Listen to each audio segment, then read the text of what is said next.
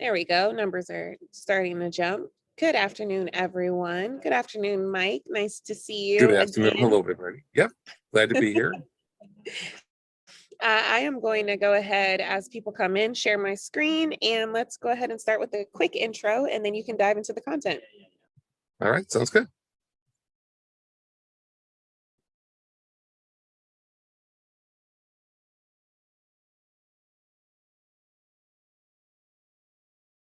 Okay, Mike, can you see everything okay? I can, and GB has joined us. Hi, GB. Awesome. Hello, GB. All right. So good afternoon, everyone. My name is Lauren Simpson. I'm with the SBDC, or the Small Business Development Center. We're a national program with over 1,000 locations across the country, and we offer no-cost services to local small businesses. They're at no cost to you because your tax dollars have already taken care of our fees. Now I can't. There we go. There we go. Hopefully you can see the next slide. For the Los Angeles network, we cover the counties of, Los Angeles, Santa Barbara, and Ventura. So if you are within the Los Angeles, Santa Barbara, or Ventura counties, you can see those centers represented on the map in front of you. I'm sorry, you'll see that we're over in Santa Clarita, Camarillo, over to Pasadena, all the way down to Long Beach.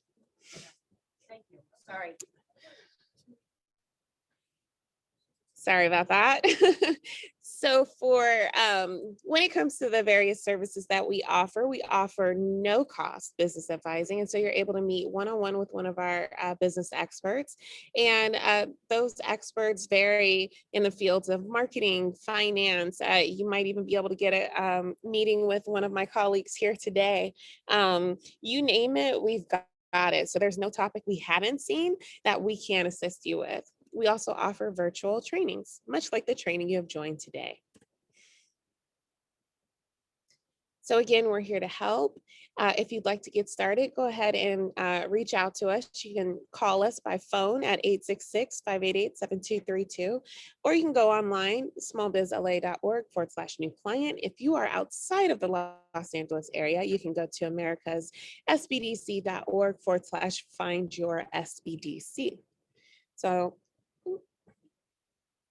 go ahead and stop my screen share. Quick housekeeping, Mike. Just want to let everyone know to put their questions into the Q&A. Again, keep your questions on topic. Let's put those into the Q&A so that Mike and GB can have a look. And then we will reserve the chat for any useful links or items that Mike or GB would like to share with you. So with that, I will stop speaking and hand it over to you two. Good afternoon again. Good afternoon. One other point, please keep the questions on point because we have a limited amount of time. GB's time is precious. And, I have other things I have to handle as well. So keep the questions on point. Welcome back, GB. Thank you, sir. It's good to be back. You made it through the tax season. Tell us, how do you feel? It feels good. However, we're not through yet because all the nonprofits are due by November. So, but the bulk of it, yes, is behind us. So it feels more liberating. So were you able to get some rest? A little bit, yes. I was able to get some rest and I took half a day off. So yeah, all in all, not a bad gig. For those of you who are not in this profession, it's extremely literally taxing in terms of exhaustion. During certain periods of the year. And it's not unusual for someone like GB and his staff to work 80 hours or more during this season, correct, GB? Absolutely. I always tell my staff that I'm grateful to be working. So last week I started down a presentation concerning small business taxes. However, if you have something prepared, it'd be good. We stopped at depreciation and we stopped at explaining section 179. So I would encourage you to continue with your presentation, and what I have, I'm happy to present next week. Okay, great. And we're going to need your advice, of course, because I'm not as well versed in this as you are. Sounds good. Thank you, sir. I presented this last week. I'm not going to spend a lot of time on this. For those who just joined us this week, these are various entity types, and there's more. There's things like trusts and stocks, but these are the general types, okay? And GB has talked in the past about the difference between a hobby and a business. Sky watching is a hobby. Selling telescopes is a business. And there's all sorts of factors that play into whether or not it's a hobby or business. I don't want to go into that level of detail now because we already covered this last week. But keep in mind, there are rules specific as to whether or not it's a hobby or a business. Okay. All sorts of taxes. GB has told us in the past. I think you told me about this 80 different types of business taxes, GB, right? Correct. Or more, Absolutely. 100? Yeah. There's just a few of them. So keep that in mind. Now, because we were going through the process of filing, some people had extensions. I showed folks what forms to file. And the forms vary depending on the type of entity or structure that you have. And that's what this is. And there's other types of forms depending upon the structure. Like trusts have different forms. Are you dealing with trust, GB? We are. Yeah. GB handles everything. Exactly. In the past, we explained accrual versus cash. Accrual is if you have an expense and when it's incurred, not when it's paid, that's when you book it. Or when you generate revenue, like you send a product out, but you haven't received the money for a product, that's an accrual basis. Cash basis means you're recording the transaction when you actually pay the cash out or when you receive the cash in. Need to understand the difference between accrual and cash. GB, perhaps that's a different presentation some other time. Indeed. Okay. Now we're talking about income taxes. Now I'm aware of the corporate tax, there's a franchise tax and an alternative minimum tax. I'm not going into details about that, about each of these today. Again, another topic for a workshop, GB. So these are the rates in California and the federal rate for corporations. Talking about C corporations, 8.84%, 21% federal rate for a combined rate of almost 30%. Keep that in mind. And thus, there are ways to mitigate these taxes.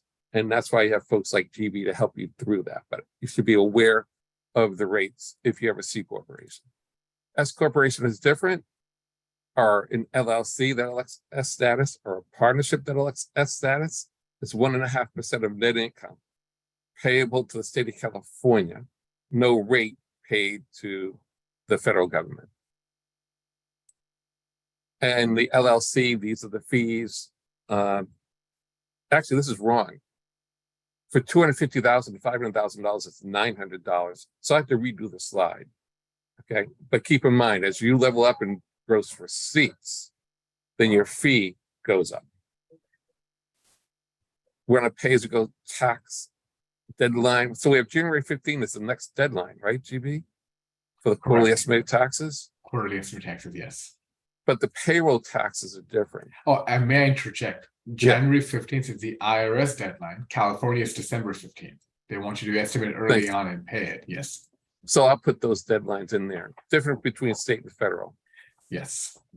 I'm not going to go into when you must use accrual. Basically, if you're keeping inventory, you should or must use accrual. We talked about how you can deduct expenses associated with creating a business and organizational startup expenses last time. And we gave an example. I want to go down to the depreciation information. So let us go back up one level. There's a difference between tangible and intangible assets. Tangible is something that you can touch. Intangible is not something you can touch. Things like intellectual property, patents, for example, customer data. You want to explain what goodwill is, GB? Yes, so goodwill is the amount of money paid to a seller for a business above its book value. So let's say if you have a couple of assets and you've taken a depreciation, the book value of those assets could be 0, but you may be paying, I don't know, maybe the business owns an automobile and you paid extra $5,000, but you're acquiring the asset. So any amount paid above the book value is a goodwill. Thank you. So you can see some examples of tangible assets here, like plant and machinery, rolling stock, furniture, fixtures and equipment, buildings, etc. And you can see other examples of intangible. So tangible assets have a physical existence. They are depreciated They may be easier to sell. They probably are easier to sell. And the cost and value is easily determined. But intangible assets have no physical existence. They are amortized, not depreciated. There's a difference.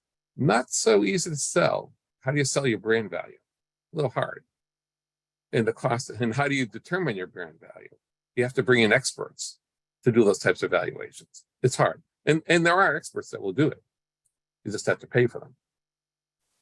And may I add, there's also the depletion. So depending upon what assets your business owns. Oh, there we go. Depletion. Perfect. This one is always, it confused me when I was in school. It still confuses me. So I'll leave it to you to explain. Absolutely. So basically, you know how we learned in school that a square is a rectangle, but a rectangle is not a square.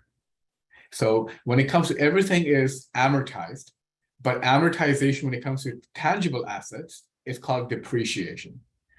And when it comes to natural resources, it is depletion. And the reason being, a natural resource, if you are taking out oil or coal or iron ore or something out of the ground, eventually it will run out. This is why there's a push for renewable energies in many sectors, because eventually the oil will run out or the coal will run out. So any natural resource, it is depleted. And the way I understand it is that there's only so much and it is going down. Whereas a car, which is being depreciated, it is only the value of the car which is being depreciated, because IRS allows us to depreciate the value of the car that we paid over a 5-year time period. Well, that doesn't mean that in 5 years, that car is worth $0. Many people drive their cars until the wheels fall off. That could be 10 years, 15 years. And we know some cars are still in existence, being driven. They were produced, 100 years ago, the Ford Model Ts and such. So when it comes to depreciation, we're only expensing the value. Amortization is somebody's assessment, because like you brought up, the goodwill, for example, Coca-Cola is better value than Shasta Cola at your local superstore or your supermarket. So goodwill for Coca-Cola is much higher than RC Cola or whatever else that may be sold. And depletion is, there's a natural resource, it is being used up, and that's how we take expense for that item. Thank you for that. Yes, it does. Okay. So there's only so much resources available, let's say, at an oil well. Correct. And as it's being used up, you deplete against that, because it is it's literally being depleted. Yeah. And the challenge is we don't know. We don't know how much oil will be there. We can get like an approximation from studies, but we don't know. So this is where we just do an approximation that, you know what, this oil well may last us 10 years, 15 years, so on and so forth. But the IRS just uses a certain schedule to use depletion for a variety of natural resources, such as timber, mineral, gas, and oil, as seen on your slide. Thank you. So now we come to depreciation. And this is where we're deciding how much we're going to depreciate. As GB said, what amount of value are we going to deduct for the use of the vehicle year over year? Because the vehicle has a useful life of X, right? It could be 20 years. You're right. It could be on the road for 20 years. You have a forklift, it could be on the road for 20 years, as long as you maintain it. But the IRS allows you to deduct a certain portion of the value over time. Now, it depends on the type of asset. Here you can see some categories. Software and applications, 2 years. Computers and accessories, 3 years. Real estate, 27.5 years. Long time to depreciate that, right? Commercial has been longer. Yeah, exactly. Leasehold improvements. If you're improving a property that you buy, then it depends on the life of the lease. Not that you buy, that you rent. Now, there's something called book depreciation, and most folks will use something called straight line, which say, the cost is $30,000. It's a forklift, 5 years, 30,000 divided by 5 is $6,000 per year. That's my book depreciation. Now we get into tax depreciation. And that's your category, GB. Exactly. And this is where the tax depreciation can also be different for IRS versus California.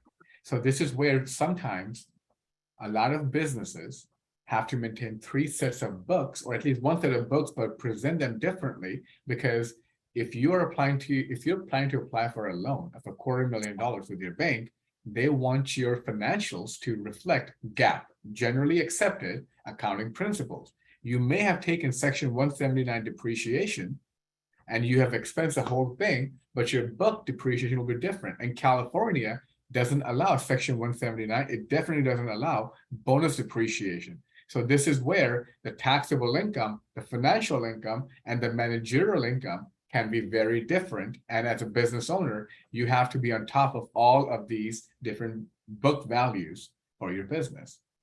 So the depreciation used for these categories will be accelerated under the tax rules. And that tax rule is called MACRS. That's how I've heard it pronounced. Yes. It's an accelerated method based upon a concept, I think it's double declining, or there's various depreciation methods. Correct. There's straight line, there's double declining. Exactly. It's fun. We don't expect you to be accountants. This is stuff you learn in school. Exactly. Okay. Exactly. And actually the software out there now that CPAs use does this calculation automatically. Okay. But be aware that there's a difference between California IRS depreciation and book depreciation. And there's a reconciliation done on tax returns. I think it's called an M1, right? Because you have to reconcile your books to the tax system, to the way the taxes are reported. Correct. And may I add one quick thing? So actually, this is a perfect page should be on it. Sometimes people want to accelerate depreciation through Section 179 on bonus depreciation, but be careful of the depreciation recapture. Do you talk about that, Mike? No, please go for it. Okay. So, for example, you buy an automobile. IRS in California tells you you can depreciate the value of that automobile over a 5-year period. But you choose to take bonus depreciation of Section 179. Well, then the stipulation is in the remaining 4 years, if your business use of that asset dips below 50%, you have to pay additional tax on the depreciation that you took in year 1 that you're now using in year 2, 3, 4, or 5. Or if your business goes under, well, you told IRS in 2020, this 5-year asset, you're going to expense in 2020, but you go out of business in 2022, you have to pay because IRS gave you a deduction back then. So a lot of times, unfortunately, it adds insult to injury if somebody chooses to go out of business or they stop using a certain asset in the business, they could be hit with a nasty surprise of depreciation recapture tax. Right, because the assumption is you're going to continue to use that asset over the life of the useful life identified for tax purposes. Precisely. And if you think you're going to exit the business or you're going to retire or you're going to take it easy or you're going to whatever, don't take bonus depreciation, don't take Section 179, because when you reduce your work hours and your income goes down and you get a big tax bill, it can get very nasty. Right. So let's talk about bonus depreciation. It's a tax incentive. The federal government wants businesses to go ahead and expend money and buy assets. It helps the economy. And how do you stimulate the economy? By tax incentives. And one of the tax incentives the federal government has put into place under the Tax Cuts and Jobs Act, it doubled the bonus depreciation. What that means is you can take more in the first year than if you use the standard MACRS system. You can deduct a much larger percentage in the first year for the purchase of a piece of equipment or some sort of asset. I think this changes now because the amount of bonus depreciation declines. In 2023, it was going to be 80%, 2024 it'll be 60%. Do you know if those rules are still in place? It depends what happens in a few weeks during the midterm elections, depending upon who controls the US Congress. It is supposed to sunset at the end of this year, the bonus depreciation. But as your slide says, Congress may renew it. So it depends upon who controls the Congress and if there's an incentive to renew it or not. And keep in mind, actually, one thing I always remind my clients, in your example, you have $100,000 machinery. Yeah. It doesn't matter where the money's coming from. If you have the deed or the title or the bill to a certain equipment, so you get the full depreciation. So for example, maybe this business buys $100,000 equipment, but they get 100% financing from their lender. They still get to deduct the entire 100,000. So there could be maybe this happens in December. So sometimes bonus depreciation can just, you buy something in December, well, you may have not even made a single payment on this equipment, but you get to reduce your taxable income by $100,000. So people always, I guess, complain that how come Amazon made so much money and not pay anything in taxes is because they're using bonus depreciation, and the same opportunity is available to you and I if we want to invest in our business. Right. And by reducing your taxable income by $100,000 with a tax rate of 21%, for example. That's California, yeah. Yeah, California, you're saving $21,000 essentially. Exactly. Because so that's the point of the slide. But it has to be taken in the first year, right? You can't wait until the second year, the third. It has to be taken in the first year. Exactly. Or when it is placed in service. So if you have an asset and you haven't put in a service into, it takes time to install equipment, right? Exactly. It may take a couple of months to put in this machine. Precisely. So if you buy in late 2022 and you actually put in service in 2023, that's okay. Correct. You can take it in 2023. Correct. Businesses can elect not to use bonus depreciation, and that's an option to you. That's what you described. It's not necessary. Correct. It's not mandatory to take the bonus depreciation. Correct. The planning point, because you may have more income coming in next year. So you're like, you know what? I'd rather just, my business is growing. There's no point in taking the deduction right now. I'd rather wait and control the taxable income in the coming years. This is why you brought up makers. There's also acres, there's straight line. That's the planning point that we work with our clients. Say, when is it optimal for you to take that deduction, now or in the future? Oh, somebody's asking, what is the category of a commercial truck vehicles versus machinery and equipment? Well, I think the answer is itself, but go ahead.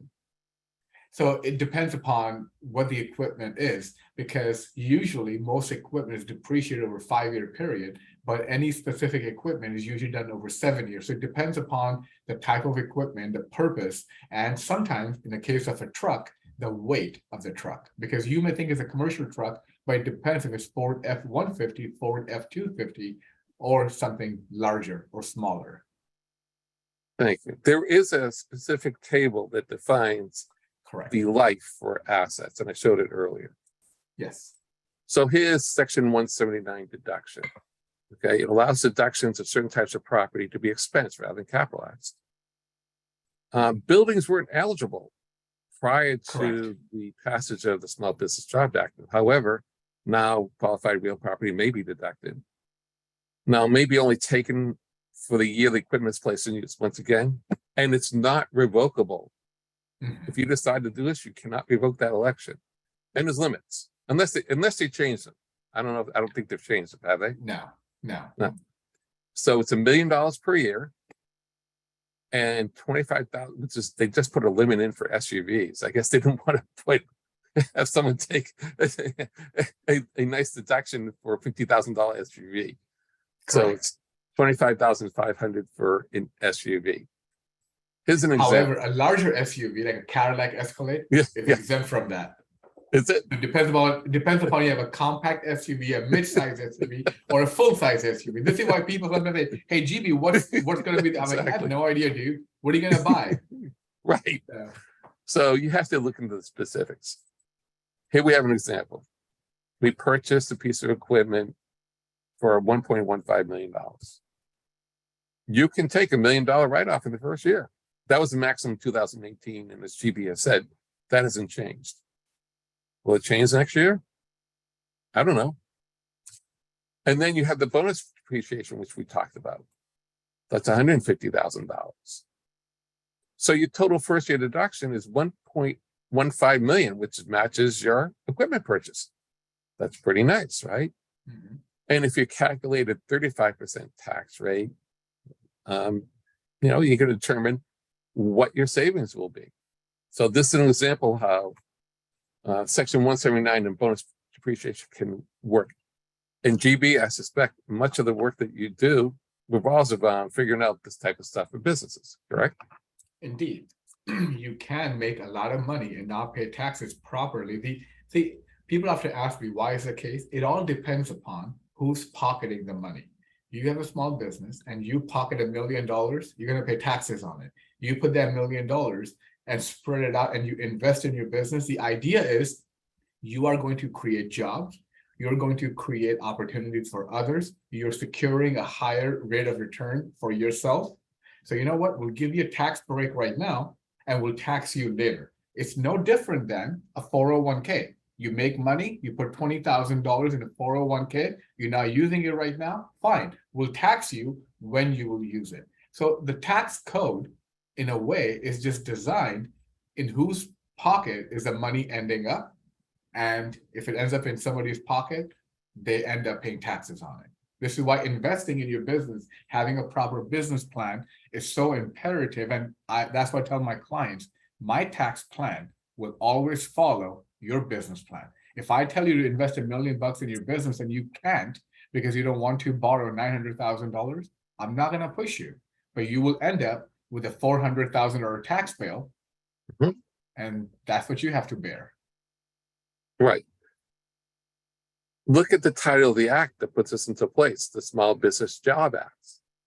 So the federal government intent was to create jobs by incentivizing companies to go out here and buy equipment. Because when you buy equipment, it creates jobs. And remember, 2010, we were coming out of the Great Recession. 2008, the debacle happened. 2009, 2010, the whole idea was to stimulate the economy. And it did, it worked. It did, it worked.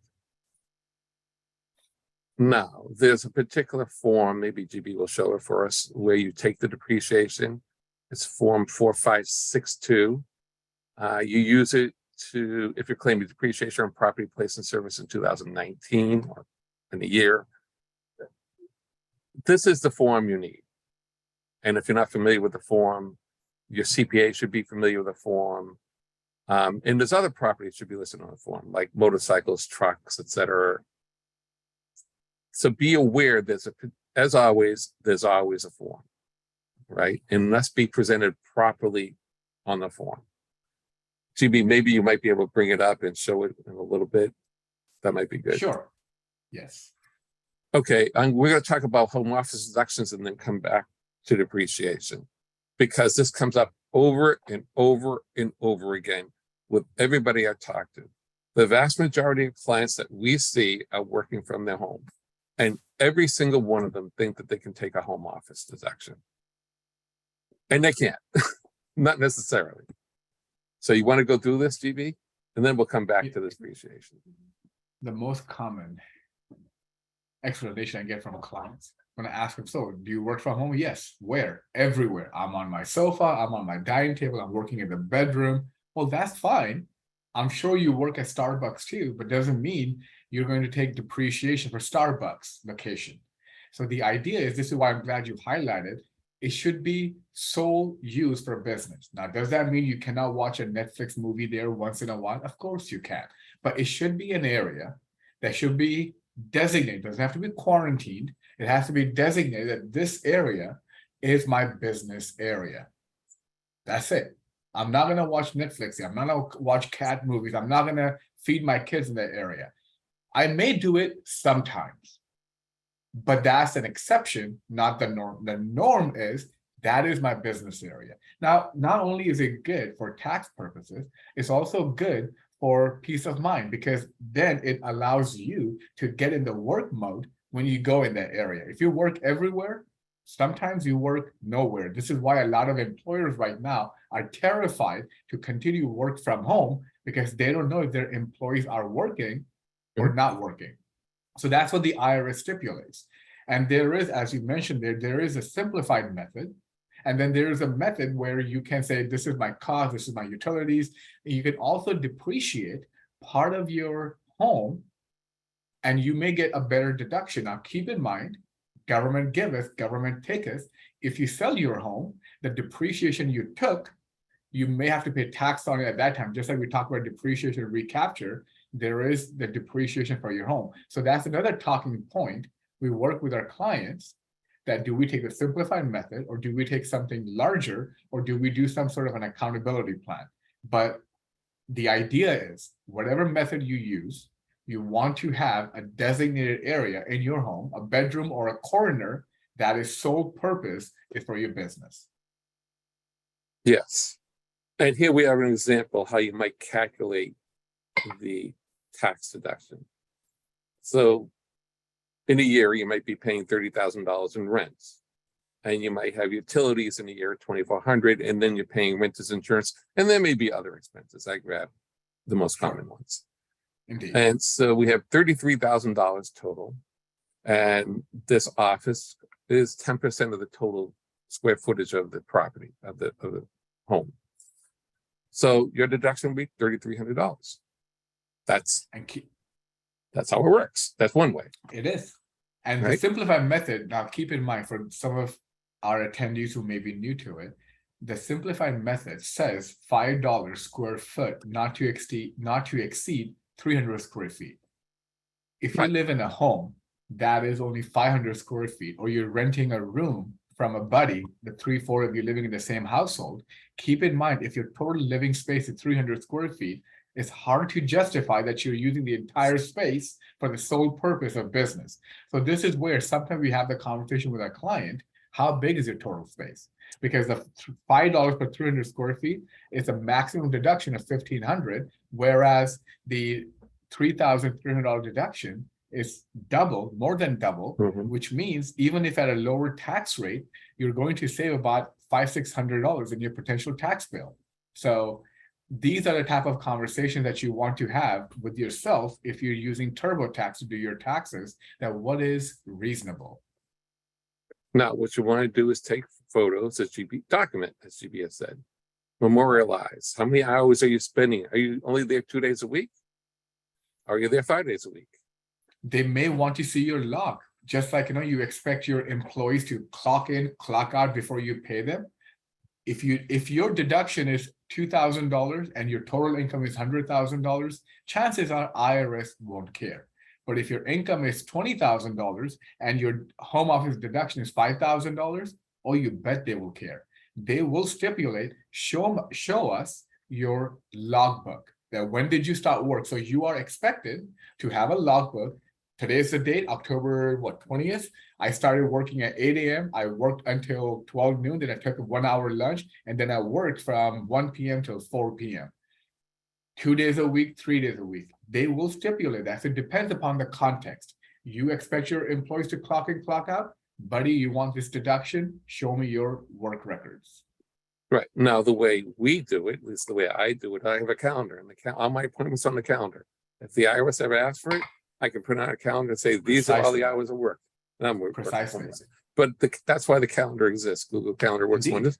Lots of calendars work wonders. But put the appointments on the calendar, even if you're not meeting with someone, even if you're just working on, let's say, marketing activities, put it on your calendar.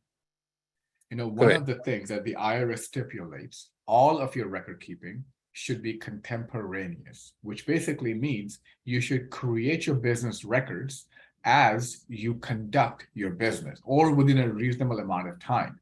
So if you get an audit letter and you are going to go back and recreate a logbook, that's called fabrication of evidence, which if somehow they find out, it's bigger trouble. So this is why, whether it's a mileage log or a calendar or whatever you use, it should be created as you do your work. Otherwise, it's fabrication of evidence.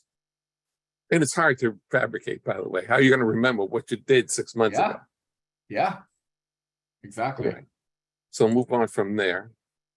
Oh, well, there's other deductions. There could be deductions for employee benefits. for fringe benefits, community benefits. And there can be deductions for yourself if you're an employer of your own business, if you have fringe benefits, if you have health insurance or life insurance. But be careful. Always talk to a CPA when you're self-employed as to what you can deduct and not deduct. Okay, really important. I don't want to spend time on that. There's deductions for insurance. Look at all these insurance products. Oh my God. No wonder people get confused. Are they important? Yeah. You are required to carry workers' comp insurance. That's mandatory. That's a felony, the state of California, if you don't carry workers' comp insurance for employees. That's mandatory. If you're a doctor, lawyer, engineer, architect, you had better carry malpractice insurance. If you are required to have a bond if you're a contractor. Mandatory. Okay. If you're a professional, should you carry errors and omissions? Yeah, you should. Professional liability? Absolutely. Do you need inland marine? Maybe not. You don't have a boat. But talk to an insurance professional. That's what they're there for. Because if you use a vehicle to deliver food through Uber Eats, you're required to have commercial auto insurance. Right, GB? Absolutely. And at the very least, what I have learned in the last couple of months, some of the large insurance carriers like State Farm, Farmers, AAA, and all of these, they are starting to stipulate that because of work from home or a lot of people starting their own businesses, if you're using your personal vehicle for a business purpose and something bad happens, a break-in or an accident, they can deny coverage. Because you're supposed to buy, if you don't buy a commercial policy, you may have to put a commercial rider on your insurance policy to make sure that if you're driving even to go see your lawyer, you're going to go for a business meeting, something happens. If it is proven that you were on a business trip, they could deny coverage. So insurance companies don't give them more reasons to deny your coverage. I recently tried to upgrade my home insurance and they asked me, do you ever work from home? I said, yeah, sometimes. Yeah. And they said, nope, we're not going to insure you until you buy a rider. So I had to buy a rider because I do know I work from home. And people sometimes say, well, how will they ever know? If the claim is big enough, they will subpoena records. Where are you pinging your cell phone?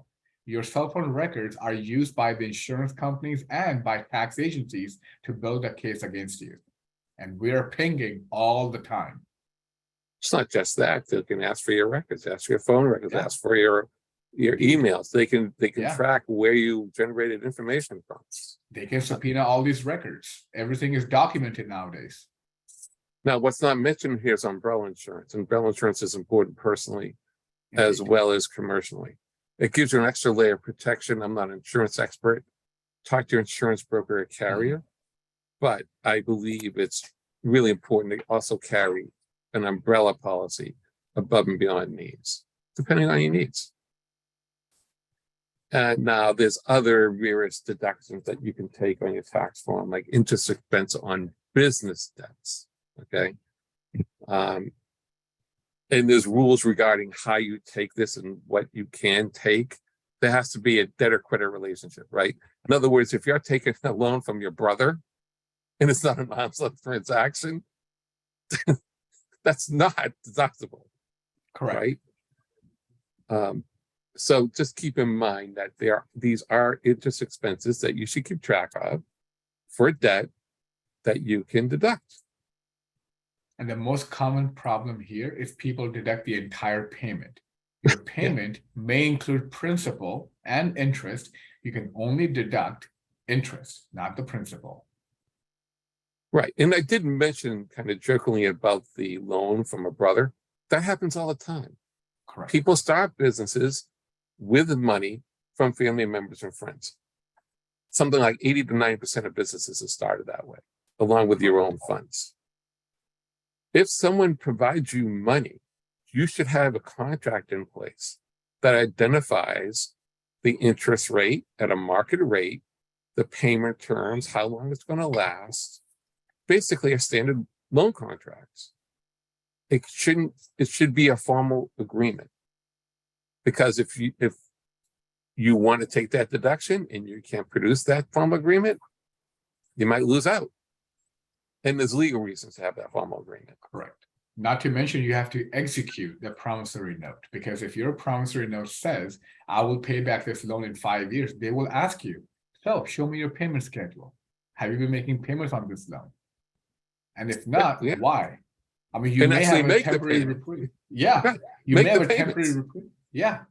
Yeah. I mean, it could be a balloon payment. I mean, the idea is this: your actions speak louder than your words. You can put up anything on a piece of paper, but if you don't follow the darn thing, it's like a gym membership. You got a gym membership, you don't show up, you're not going to see the benefits. And same thing goes to the tax benefits. You got to walk your talk.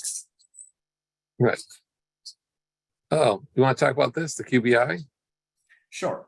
The QBI is sort of like a standard deduction. The idea is, this is what the 2018 tax reform did, that if you are a business owner and you made a profit, just like when you make a job income, you get a $12,000 standard deduction, the QBI will allow you to take up to 20% of your income from a business activity and claim a deduction on top of the standard or itemized deductions for yourself. So in your example, for example, somebody made $100,000 on a Schedule C or maybe LLC partnership, whatever it may be.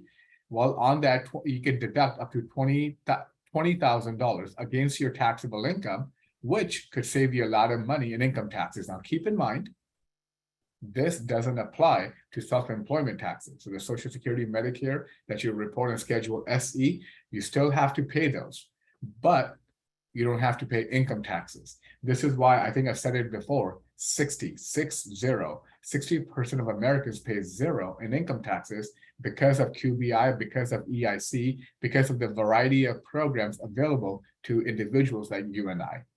So QBI is very lucrative. Thank you. Oh, somebody's asking about, can you deduct credit card interest? So if you have a business credit card, can you deduct the interest for that business credit card, GB?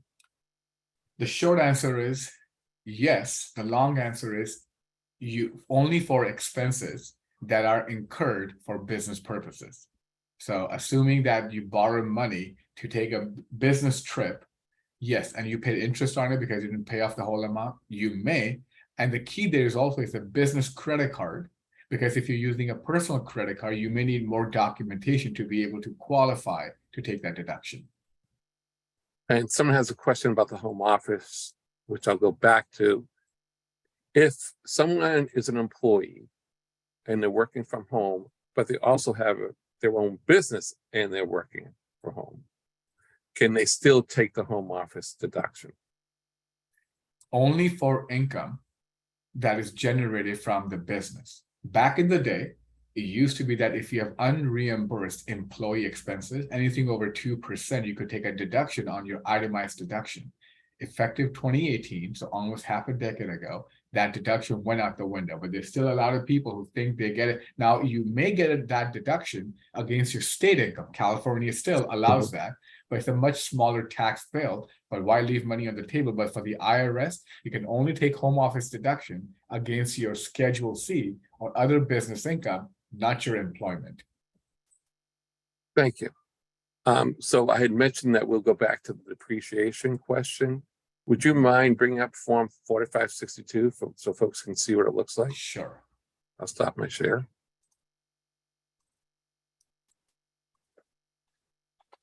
And as he's looking that up, hopefully the attendees are thinking through how they're going to go forward next year with their business and how they're going to memorialize their taxes and their taxable transactions. Because now is the time to do the planning, not June of next year. If you don't have a mileage log, get one. If you haven't taken photos of your home office space, make the photos now. If you haven't measured your total home versus your home office, do it now. Okay, so why don't we talk through this a little bit?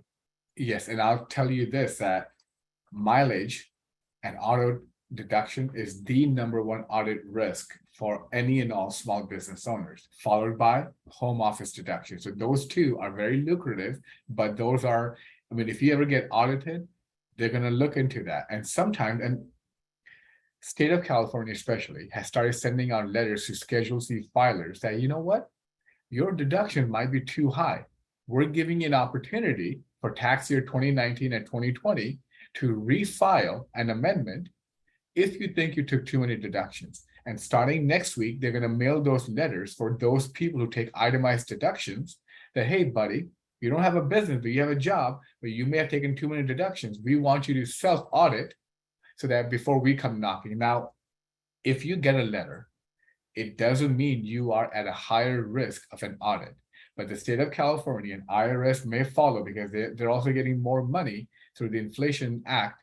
They may come after and audit these items. So mileage and home office are two of the biggest. So you may want to follow certain protocols to make sure you're okay. So this is someone is, Form 45. so before Sorry. you do that, somebody's Yes, asked sir. about home office. Can Mhm. they deduct the home office? Can they take the home office deduction if they're working as a W-2 employee? And if they are working for themselves? So let's address that one. If they're working as an employee, can they take a home No. office deduction? Not for the IRS, maybe for California. Okay, so maybe they have a side gig and they have an home office. Then the answer is yes. If they have profitable income, taxable income, then yes. Okay, so that answers that question. Why don't we go ahead and go Yes. do this form? Perfect. So Form 4562 is very rarely would you create this form yourself. This is a form whether you're using a tax preparer or you're using a TurboTax, you have to input certain information, which is, as you were saying, Mike, what did you buy? When did you put it into service? You bought this thing, did you use it 100% or 50% or some other percentage for your business? And what was the cost? What was the whole installation? I mean, these are the things that you have to track to put into a software to figure out this form, because this form is what is the maximum amount of deduction you can take? What is a section 179? And the line number 6, the description of the property, There it the is. cost, the elected cost. The elected cost is like, okay, I bought a pickup truck, Ford F-350, but you know what? I only use it 50% of the time for business. So your elected cost may be less or more because for whatever reason. So the word elected has a lot of different meanings to it. And this is the discussion we have. What do we use? So, and then here's part 2, special depreciation allows. So this is where if you're taking bonus depreciation and such, section 168 election, I mean, depreciation book is this thick and this big. So there are different elections. You know, we talk about section 179. There's also section 168. There's a maker's depreciation. And this is where you segregate your property. Is it a 3-year property, 5 years, 7-year? Is it residential? Is it non-residential? You know, so as you can see, residential property may be 27 and a half and non-residential is 39. Well, guess what? What if you own a property? Maybe you own a warehouse in Mexico. Well, that's 30 years. So this is where it could be a non-residential real property. And here you will have to do a 30-year schedule. Is it mid? And then there are different conventions.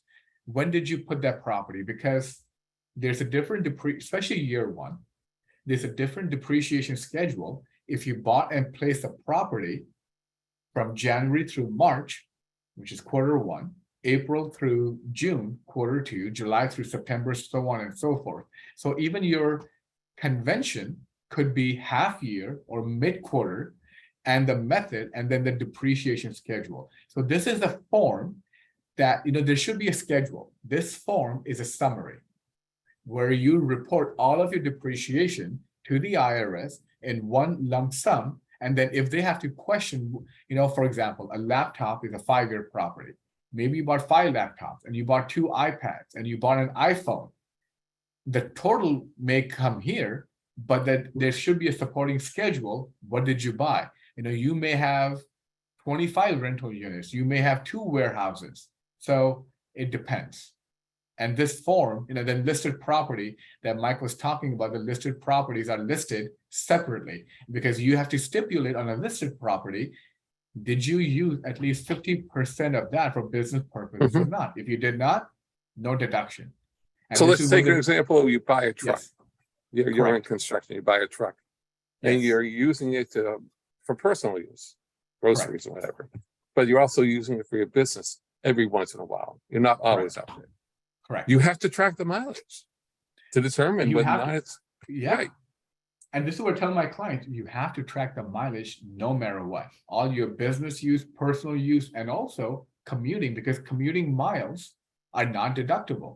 If you drive your truck from your home to your office back and forth every day, those miles are non-deductible. You may fall below this 50% threshold because you're thinking, I'm going to go to work. Great, not deductible. So this is why you have to stipulate in your mileage log, where are you driving for what purpose? Now, if you go from your work to the bank or from work to a client meeting or from home to a client meeting, that's a different story. You may have multiple work sites, especially people in construction. You have a different workflow there. But the 50% is key. And what you may think is 50%, IRS may disagree and they win. Let's take the example of a laptop. I have a separate laptop. Yes. I don't know about you. I only use it for business. I took Correct. that deduction. And if the IRS says, show me a laptop, show me, but no problem. There it is. Yeah. Okay. Yeah. No, but with a computer like the desktop, do all sorts of different things on it. Correct. This is why you drive through Beverly Hills, you will see a Rolls Royce, a Ferrari, you will see a lot of nice cars, and then there's a Honda Civic. Why? That's my personal car. All those are my business cars. Exactly. There you go. Let's continue down on this form. Yes, sir. So if you have a property which is less than 50% qualified business use, you have a different depreciation schedule. You cannot take bonus depreciation and such. And then this is where you have to report the vehicle information. See, line 31, total commuting miles. You're supposed to put the entire information. What are the total business investment miles? So you may have a business where you're investing money. So business investment miles go here, commuting miles go here, personal non-commuting miles go here, and then you have the total miles available for that year. So this is where you have to report that information. If you don't have a corresponding business mileage log, all of those deductions will be disallowed in an audit.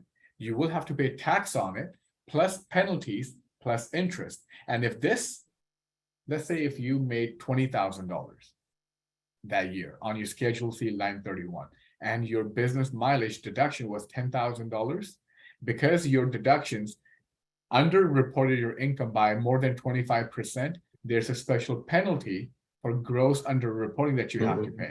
So this is why, keep that darn log. I know it's tedious. I know it sucks. Use a phone, use a log, whatever you need to do so, because if they disallow it, you'll be in a heap of trouble. Any profit you may make this year will just go into the government coffer, and then they will watch you like a hawk for the next 4 to 5 years. Thank you. And then section C is about who what's provided section vehicles. C? Yeah, Questions this is for who provide employers your- who provide, because there, see line 37, do you maintain a written policy that prohibits all personal use of vehicles, including commuting by your employees? So just because you say, hey, I got extra money, you get a car and you get a car and you get a car, you got to have policies. Because here's the problem. You give somebody a business phone or a business vehicle, whatever they do in those vehicles or those phones, you can be held liable. If you give them somebody a business phone and they're downloading porn or they're downloading illegal movies, guess who's liable? You are. Did you have a written policy? Don't watch porn. Don't download illegal movies and songs, or not? Did you train your employees? Don't do this. Don't take the company car on a personal vacation, because guess what? If they are out drinking with their buddies and their buddy gets hurt, who's liable? You are. They use the phone on somebody else's Wi-Fi at Starbucks or their friend's home, and they did something wrong, who's liable? You are. So this is why 937, do you have a written policy? And just having a policy doesn't matter. Train, train, train. So this form, we only got a few more minutes, Mike. I'm sure you got stuff No, to it's cover and okay, wrap it up. but this is really good. This section No, is line important. 38. Do Yeah. you maintain a written policy statement that prohibits personal use of vehicles except commuting? Do you treat all use of vehicles by employees as personal use? You have to attest to this stuff. And this same form, by the way, is true for Schedule C or an S corporation or a C corporation or a partnership. This is why people create LLCs, and they create, because it will not, people say, lawyers will tell you having a corporation will give you legal protection, not from all instances. It will, for example, here. But if you don't train your employees, if you just give them a company phone or a car, you don't train them, no corporation, no LLC, no nothing will protect you, because you didn't use the entity as you were supposed to. So this is why Look at this line stuff 40. is important. Look at line 40. Yeah. Do you provide more than 5 vehicles to your employees? Obtain information from your employees about the use of the vehicles and Yeah. retain the information. Well, why would they ask that? They want to look at it. Yeah, exactly. This is the same as if you have 5 or more employees, including yourself, in the state of California, you have to provide sexual harassment training. So this is where, if it's just you have compliance, but not that much. 4 or fewer employees, less compliance. Once you reach 5 employees, including yourself, and it could be you and your spouse. Well, if you get 3 more employees, your compliance goes up. You get 15 employees, even more, especially the state of California. So not only does it give you a tax advantage, it also gives you a legal advantage. And keep in mind, if you do all this stuff and your competition doesn't, if IRS puts them out of business, you have a larger market share. So this is why I tell my clients, proper tax planning gives you a competitive edge. Because if your competition is being audited, they're not focusing on business. Their quality of customer service may go down. So you have the opportunity to scoop in and be a hero and increase your personal net worth. So just this one form is so powerful if you use it properly. Thank you. There was one question. Is there a simplified method to deduct cell phone costs, monthly charges? Or do you have to have 2 cell phones? Well, it doesn't matter if you have 1 or 2 cell phones, because if you have 2 cell phones, it's a little bit easier, but you still got to have the documentation, because, hey, maybe you got 2 cell phones for yourself. So, this is where if you have an LLC or a corporation, you may need a corporate resolution adopting, and then you have to walk the talk that this is my work phone, don't have any personal apps on there, don't have Facebook unless Like the laptop, unless you're a social media influencer, you need it, but you keep it separate. This is my personal Facebook, this is my business Facebook, Instagram, dating sites. Don't commingle. Don't commingle. It can get pretty complicated. You can take your minutes log, go through each and every statement, identify how many minutes for business use and non-business use, and do an allocation that way. It's tedious, but it may be worthwhile. Yeah, I was reading a case study that a small business owner out in New York got audited, and he had a similar issue of business versus personal asset. He had deleted Gmail emails, but IRS told him to pay Google to give him all of his records back so they could recreate. Did you really use this tool for business purposes? Or so you got to pay. Sometimes your bank will charge you $5 a page for a bank statement from 5 years ago. They're supposed to give you for 7-year record, but if you didn't download the statement, now Chase is good about it. They give you 7-year access, but Citibank, they charge you. And there are many other banks that will charge you. And you have to know whom you're doing business with if you don't have proper records, because here's the other problem. Most people are aware, 3-year audit window. If IRS ever alleges that you underreported your income severely, they can go back 6 years. Sometimes in rare cases, they can go back 10 years. So be mindful what you're doing. Not trying to scare you, simply encouraging you to keep the records. Thank you. So we've come to the end of the hour. What would you like to discuss next week, GB? Student loans and their taxability, because things are changing. So a lot of people want the student loans forgiven. So student loans and taxability next week. All right, thank you so much. Thank you for Thank joining you. us, Lauren. As always, you're terrific. And we'll see you next week at the same time. Bye now. Thank you, Lauren. Thank you, Mike.